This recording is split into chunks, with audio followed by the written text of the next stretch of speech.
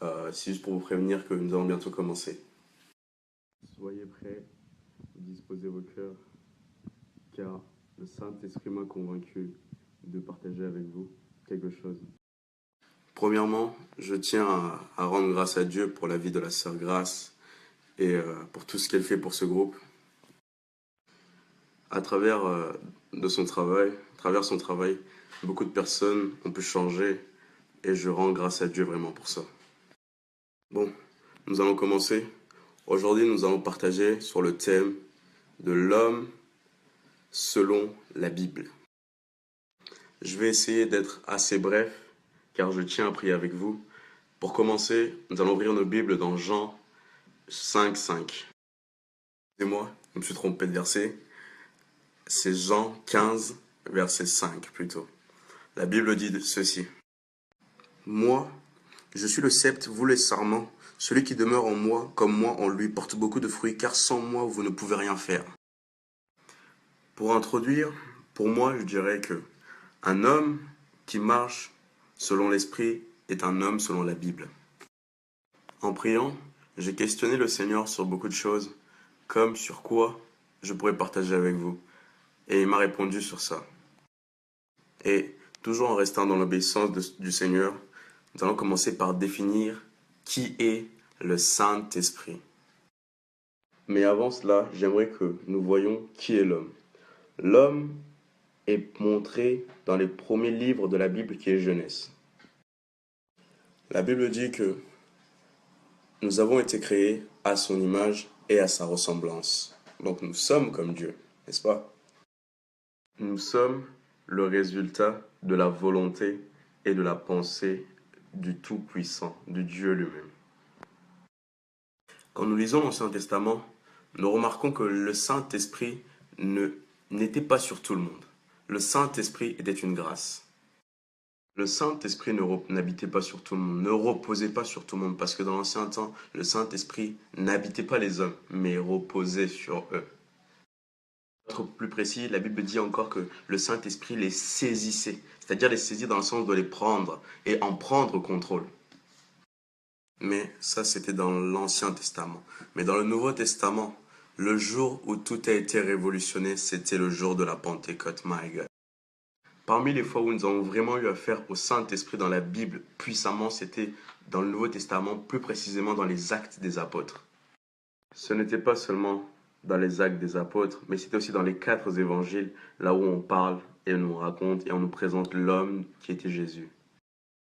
Quand vous lisez la Bible, beaucoup ont été convertis par la puissance du Saint-Esprit, beaucoup ont été touchés puissamment par le Saint-Esprit. Mais qui est le Saint-Esprit? Le Saint-Esprit est la 3e personne dans la Trinité. Le Saint-Esprit est Dieu en action sur la terre. D'autres termes, le Saint-Esprit est Dieu sous la forme d'esprit sur la terre. Parce qu'il nous a fait la promesse. La Bible dit dans Actes, verset 1-5, « Car Jean baptisait d'eau, mais vous, dans peu de jours, vous serez baptisés d'Esprit Saint. » Et laisse-moi te dire que les Écritures vont bientôt s'accomplir. Parce que quand je priais, il m'a confirmé que les personnes ayant la foi et qui croiront ce message, les personnes qui croiront seront baptisées du Saint-Esprit juste quand je parle. Parce que il suffit juste que tu mettes de la foi. Le Saint-Esprit est la puissance de la Pentecôte. C'est lui qui commence l'Église primitive. Croyant à la promesse du Maître, les disciples sont montés dans la chambre haute et ils attendaient la promesse, le Saint-Esprit. La Bible dit dans Acte 1, verset 8, « Mais vous recevrez une puissance, celle du Saint-Esprit survenant sur vous. » Et c'est-à-dire que le Saint-Esprit est un esprit de puissance. Le Saint-Esprit est un esprit de puissance. Lis bien ta Bible, tu constateras que chaque homme ayant marché sur cette terre avec Dieu était un homme conduit et guidé par le Saint-Esprit. Et la Bible nous a démontré le Saint-Esprit sous forme de différentes facettes. Le Saint-Esprit sur Salomon sous forme d'un esprit de sagesse. Le Saint-Esprit sur Samson comme étant un esprit de puissance. Le Saint-Esprit sur les prophètes comme étant un esprit des prophètes. Mais le Saint-Esprit s'est plus manifesté sous différentes formes de facettes dans la vie de Jésus, comme étant un esprit de puissance, de sagesse, d'intelligence. Ayant appris que le Maître allait partir, les disciples ont commencé à se plaindre, en demandant à Christ, mais à qui nous laisses-tu? Le Maître dit lui-même, et moi je prierai le Père et il vous donnera un autre consolateur qui soit éternellement avec vous. L'Esprit de vérité que le monde ne peut recevoir parce qu'il ne le voit pas et ne le connaît pas, mais vous, vous le connaissez parce qu'il demeure près de vous et qu'il sera en vous. C'est-à-dire que le Saint-Esprit vit en moi, c'est-à-dire que Dieu lui-même vit en moi. Un homme ne peut marcher sur la terre sans avoir le Saint-Esprit. La prière de ce soir est que vous recevez le Saint-Esprit et que vous soyez baptisés du Saint-Esprit au nom puissant de Jésus-Christ. En fait, le Saint-Esprit, c'est la nouvelle source de vie promise par Jésus lui-même. Le Saint-Esprit dans l'homme modifie l'homme. Pierre lui-même l'a démontré. Lui qui était si timide. Mais quand il a reçu le Saint-Esprit, hey, un homme ne peut marcher et vivre sans le Saint-Esprit. Un homme ne peut marcher et ne peut vivre sans le Saint-Esprit.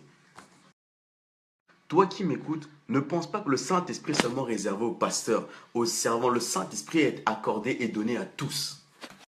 Dans l'Ancien Testament, ceux qui avaient le Saint-Esprit étaient des privilégiés. Car David dit dans les psaumes, il dit à Dieu, ne me retire pas ton Esprit Saint.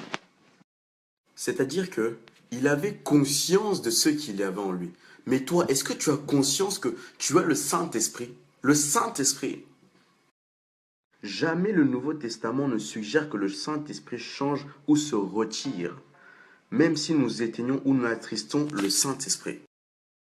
Même si nous attristons ou nous éteignons le Saint-Esprit, il ne se retirera pas et nous abandonnera pas, parce qu'il est la promesse du Père. En d'autres termes, le Saint-Esprit est la promesse du Père envoyée par le Fils. Et on peut beaucoup dire sur l'homme selon la Bible. Un homme selon la Bible peut être un homme selon qui prie, mais un homme selon la Bible par-dessus tout est un homme qui marche par l'Esprit. C'est-à-dire que c'est le Saint-Esprit qui vous convaincra à prier. C'est le Saint-Esprit qui vous convaincra à marcher et à vous éloigner du péché. Un homme selon la Bible qui marche avec l'Esprit est un homme qui marchera avec la pensée divine de Dieu dans sa vie. La volonté de Dieu est que tu sois comme Christ. Mais pour être comme Christ, il faut marcher selon le Saint-Esprit et écouter sa voix attentivement. Laisse-moi te dire que si tu n'as pas le Saint-Esprit dans ta vie en tant que chrétien, tu n'iras pas loin, loin du tout. Voilà pourquoi je suis là. Je suis là pour prier avec toi. Si tu n'as pas reçu le Saint-Esprit, c'est le moment de recevoir le Saint-Esprit. Si tu n'as pas été encore baptisé du Saint-Esprit, c'est le moment. Avant de prier avec vous, j'aimerais qu'on lise deux versets, juste deux versets. Le premier livre qu'on va lire ensemble, c'est Luc 11, 13. Luc 11, 13. Je dis, si donc, vous qui êtes mauvais, vous savez donner de bonnes choses à vos enfants, à combien plus forte raison le Père Céleste donnera-t-il le Saint-Esprit à celui qui le demande? Il suffit juste de demander. La Bible ne nous donne pas une formule magique ou quoi que ce soit d'autre. La Bible dit bien qu'il suffit juste de demander. La Bible dit dans Jean 14, 14, « Si vous demandez quelque chose en mon nom, je le ferai. En mon nom, je le ferai. » Ce soir, j'aimerais prier pour vous, pour que vous recevez le Saint-Esprit.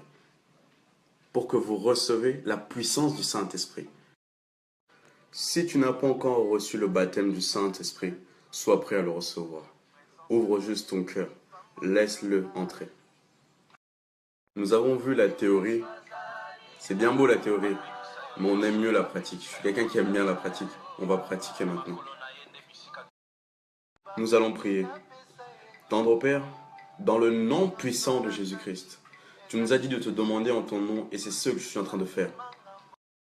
Que toute personne ayant ouvert son cœur et étant prêt à recevoir le Saint-Esprit, le reçoive maintenant au nom puissant de Jésus-Christ. Seigneur, tendre Père, si tu l'as fait avec les disciples, tu peux le faire avec nous. Si tu l'as fait avec les disciples, tu peux le faire avec nous, Seigneur. Au nom puissant de Jésus-Christ, soyez baptisés du Saint-Esprit, recevez le baptême maintenant. Maintenant, au nom de Jésus-Christ. Il suffit juste que tu lèves les mains là où tu es. Reçois-le au nom de Jésus-Christ. Reçois-le au nom de Jésus-Christ comme une huile fraîche au nom de Jésus-Christ. Merci Père parce que tu m'exauces. Merci Seigneur parce que tu m'exauces maintenant. Merci Seigneur parce que tu m'exauces maintenant. Seigneur, que ceux qui doutent de ton Esprit Saint, Seigneur, soient dans la confusion au nom puissant de Jésus-Christ. Que toute personne n'ayant pas reçu le baptême du Saint-Esprit reçoive et se mette à parler dans les nouvelles langues. Rebo sekete mando ribo shekete mama. Ekete mando ribo ketende riabako. Lundo koto rebo sekete riakatamando roboshi. Voilà, c'était tout pour moi. C'était le frère Béni, à votre service, bien sûr. Pour ceux qui veulent me contacter, veulent contacter la Sœur Grâce pour vous mettre en contact avec moi. Laisse que mon Dieu vous protège et qu'il soit avec vous. Soyez bénis, demeurez bénis dans le nom de Jésus-Christ. C'était tout pour moi. Je n'ai peut-être pas tout dit. J'ai été bref. Et pour ceux qui veulent plus d'informations, de renseignements, contactez la Sœur Grâce pour pouvoir me contacter. Ce sera avec plaisir que je répondrai à toutes vos questions et ce sera avec plaisir de partager quelque chose avec vous.